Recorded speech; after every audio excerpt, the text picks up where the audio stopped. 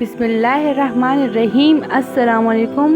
हज़रत बिलाल हबशी रज़ी अल्लाह ताला अन्हो मशहूर सहाबी रसूल हैं जो मस्जिद नबवी के मुअज़्ज़िन रहे।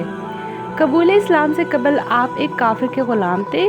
इस्लाम पर जब आप ईमान ले आए तो आपको तरह तरह की तकलीफ़ें दी जाने लगी।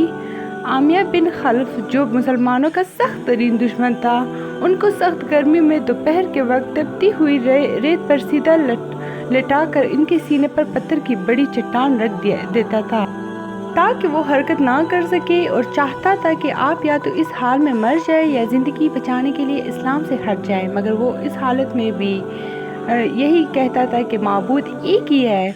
रात को जंजीरों में बांधकर खूड़े लगाए जाते और अगले दिन उन जख्मों को गर्म ज़मीन पर डालकर और ज़्यादा ज़ख्म किया जाता था ताकि बेकरार होकर इस्लाम से फिर जाए। हज़रत अबू बकर सिद्दीक़ रज़ी अल्लाह तआला अन्हु ने जब आपको इस हाल में देखा तो उनको ख़रीद कर आज़ाद कर दिया।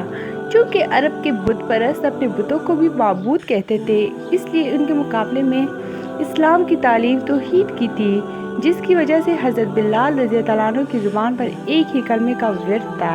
उसका ये सिला मिला कि फिर हुज़ूर अकरम सल्लल्लाहु अलैहि वसल्लम के दरबार में मुअज़्ज़िन बने और सफ़र हज़र में हमेशा आज़ान की खिदमत उनके सपुर्द हुई। हुज़ूर सल्लल्लाहु अलैहि वसल्लम के वसाल के बाद मदीना तैयबा में रहना और हुज़ूर सल्लल्लाहु अलैहि वसल्लम की जगह को खाली देखना मुश्किल हो गया, तो आपने इरादा किया कि अपनी ज़िंदगी के जितने दिन हैं जिहाद में गुजार दूँ। इसलिए जिहाद की नीयत से चल दिए। एक अरसे तक मदीना मुनव्वरा लौट कर नहीं आए। एक मरतबा हुज़ूर सल्लल्लाहु अलैहि वसल्लम की ख्वाब में ज़ियारत की। आप सल्लल्लाहु अलैहि वसल्लम ने फरमाया कि बिलाल, ये क्या जुल्म है, हमारे पास कभी नहीं आते।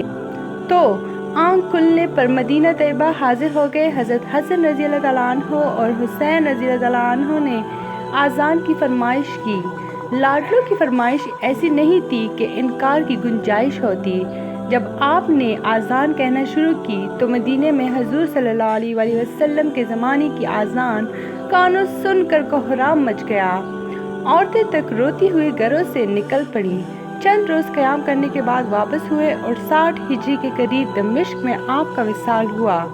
तो ये थी मेरी आज की वीडियो। उम्मीद करती हूँ कि आप लोगों को अच्छी लगी होगी। चैनल को लाइक, शेयर एंड सब्सक्राइब ज़रूर करें। Stay tuned for more. Thanks for watching.